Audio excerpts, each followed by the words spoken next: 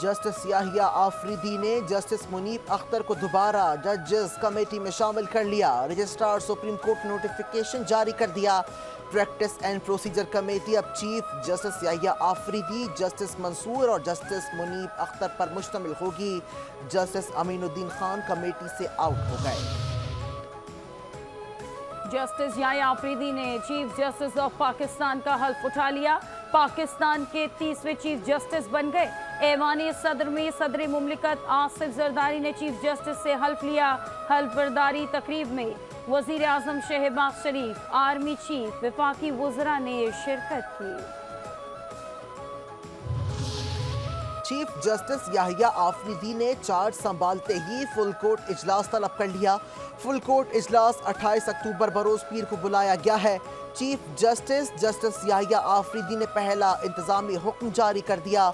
Registrar office को आईनी bench के हवाले से पॉलिसी दे दी गई। हुक्मनामे में कहा गया कि जिन मुकदमात में कोई कानून चैलेंज हुआ है उनकी अलग कैटेगरी बनाई जाए। सुप्रीम कोर्ट ने जजेस रोस्टर जारी कर दिया। सुप्रीम कोर्ट में 7 बेंचेस मुकदमात की समाअत करेंगे।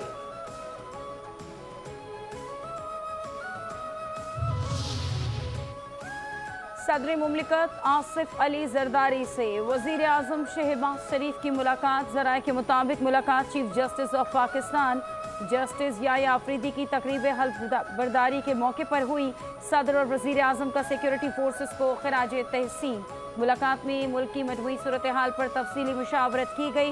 क़यादत का मुल्क की तरक्की के लिए कोशिशें तेज़ करने के आज़म का यादा। पाकिस्तान में SCO कॉन्फ्रेंस के इनेकाद को भी खुश आइंद करार दिया गया। चीफ जस्टिस याहिया आफरीदी का सुप्रीम कोर्ट अदालतों को लाइव स्ट्रीमिंग फराहम करने का फैसला। सुप्रीम कोर्ट के जस्टिस मोहम्मद अली मजहर को टास्क दे दिया। जराये के मुताबिक लाइव स्ट्रीमिंग सर्विस साइलिन की रजामंदी के साथ मशरूत होगी। खातून साइल की रजामंदी के तहत केस की समाअत में राजदारी बरती जाएगी। लाइव स्ट्रीमिंग सर्विस के तहत अदालत की कार्रवाई तक दुनिया भर से रसाई हासिल होगी और ओवरसीज पाकिस्तानी सालीन भी अपने मुकदमात की समाअत बराह रास्त देख सकेंगे। सुप्रीम कोर्ट के कमरा अदालत नंबर 1 में इस वक्त लाइव स्ट्रीमिंग सर्विस है।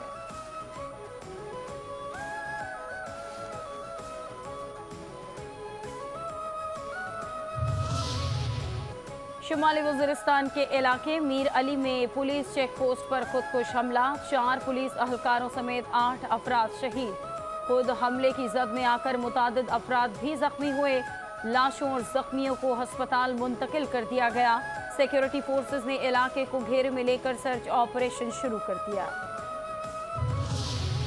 लकी मरवत में शहीद कैडेट आरिफुल्ला अबाई इलाके में फौजी एजाज के साथ सुपुर्द खाक। नमाज जनाजा में पाक फौज के सीनियर अफसरान, जवानों, शहदा के लवाहिकीन की शिरकत। नमाज जनाजा और तदफीन में मायदीन इलाका की बड़ी तादाद भी मौजूद थी। शहीद कैडेट आरिफुल्ला ने गुज़िश्ता रोज़ मस्जिद पर फितनल खवारिज के हमले को जुर्रात और दलेरी से नाकाम बनाया। पाक फौज से वतन गर्दी की लानत को ख़त्म करने के लिए पुरअज़्म। कैदी वैन पर हमले के केस में 82 मुल्ज़िमान का 2 रोज़ा जिस्मानी रिमांड मंजूर। केस की समाअत इंसदादे दहशतगर्दी अदालत के जज ताहिर अब्बास सिपरा ने की। PTI वकील अंसर क़यानी ने सवाल उठाया, पुलिस को कैदी वैन मोटरवे छोड़कर GT रोड पर लाने का किसने कहा?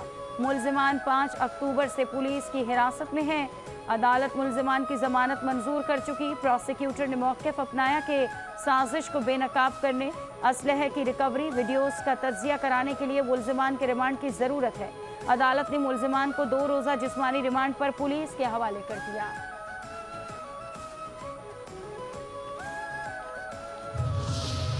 बानी PTI को जेल सहूलियात की अदम फरहमी पर दरख्वास्त दायर। फैसल चौधरी एडवोकेट ने इस्लामाबाद हाई कोर्ट में दरख्वास्त दायर की। दरख्वास्त में मौक़िफ़ अपनाया गया कि बानी PTI को वर्जिश की सहूलत मैसर नहीं। जेल में बुनियादी सहूलियात से महरूम करना जेल मैनुअल के खिलाफ है। बानी PTI को एक बहुत छोटे सेल में मुस्तकिल बंद रखा जा रहा है।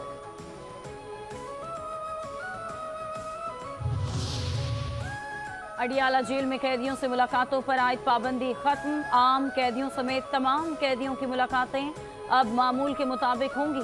4 अक्टूबर को सिक्योरिटी वजूहात के बायस मुलाकातों पर पाबंदी लगाई गई थी। दहशतगर्द हमले के खतरे के पेश नज़र मुलाकातों पर पाबंदी आयद की गई थी। जैन कुरैशी पीटीआई के डिप्टी पार्लिमानी लीडर के ओहदे से मुस्ताफी। वीडियो बयान में कहा कि शोकॉज का बाज़ाब्ता तौर पर जवाब दे दिया है। आज़ाद और शफाफ इंक्वायरी के लिए ओहदे से इस्तीफा दिया। बानी पीटीआई अपने वालिद और पार्टी का वफादार था, हूँ और रहूंगा। मौलाना फजल रहमान ने मुल्क में नए इंतखाबात का मुतालबा कर दिया। मौजूदा असम्बली नाजायज करार। खुशाब ने मीडिया से गुफ्तगू में कहा, नए इलेक्शन होने चाहिए। ऑपोजिशन में बैठे हैं और ऑपोजिशन में ही बैठेंगे। पीटीआई क़यादत को हमसे सीखना चाहिए। 26वीं आईनी तरमीम के मुसव्वदे में असल मवाद किसी और तरमीम में शामिल नहीं करने देंगे। 26वीं आईनी तरमीम के बाद हुकूमत को चोर दरवाजे से निशाना नहीं बनाया जा सकेगा। हुकूमत खत्म करने के चोर दरवाजे अब बंद हो चुके। रहनुमा मुस्लिम लीग नून राना सना की प्रेस कॉन्फ्रेंस। कहते हैं, नून लीग की हुकूमत खत्म करने से पाकिस्तान को नुकसान हुआ। हुकूमत खत्म करने में एस्टेब्लिशमेंट और जुडिशरी का भी किरदार था। बानी पीटीआई को मुल्क पर मुसल्लत किया गया। बानी पीटीआई से तुर्क-करतार पाकिस्तान डिफॉल्ट करने के दहाने पर पहुंचा दिया। मौजूदा दौरे हुकूमत में पाकिस्तान मौशी तौर पर मुस्तहकम हो रहा है।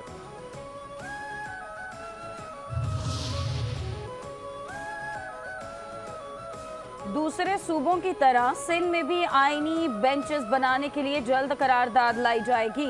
26वीं आईनी तरमीम से सबसे ज्यादा फायदा अवाम को होगा। अब अवाम के कई साल से ज़ेर समात केसेस की सुनवाई जल्द होगी। साबिक स्पीकर सिंध असम्बली आगा सिराज दुरानी की मीडिया से गुफ्तगू। कहा, मैं खुद सबके सामने मिसाल हूँ। 6 साल से केस चल रहा है, 4 साल तक जेल में भी रहा हूँ। सिंध हाई कोर्ट में 26वीं आईनी तरमीम के खिलाफ दरखास्त दायर। दरखास्त सुनने के लिए फुल बेंच बनाने की इस्तदा। दरखास्त गुजार पीटीआई के वकील अशरफ समू ने मौक़िफ़ इख्तियार किया कि 26वीं आईनी तरमीम के खिलाफ वकला की कराची में एहतजाजी रैली। सिटी कोर्ट से कराची प्रेस क्लब तक रैली की क़यादत सदर कराची बार आमिर वड़ाइच ने की।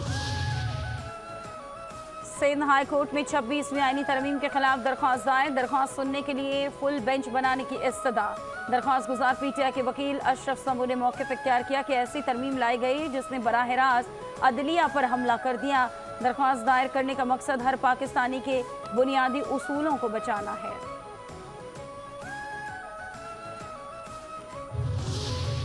सिंध हाई कोर्ट का एमडी कैट के टेस्ट 4 हफ्तों में दोबारा लेने का हुक्म। एमडी कैट के टेस्ट में मुबैना बेज़ाब्तगियों के केस में अदालत ने मुख्तसर फैसला सुना दिया। जहां ताकतवर लोग हैं वहां आपके हाथ बंधे हुए हैं। आज ही एमडी कैट के नताइज का ऐलान करें। जस्टिस सलाहुद्दीन पंवर का पीएमडीसी के वकील से मुकालमा। जस्टिस सलाहुद्दीन पंवर ने इस्तफसार किया कि 8,000 रुपए में फी उम्मीदवार लिए गए। ये गरीब के लिए ज़्यादा है। बज़ाहिर इम्तिहान कॉम्प्रोमाइज्ड हुआ है।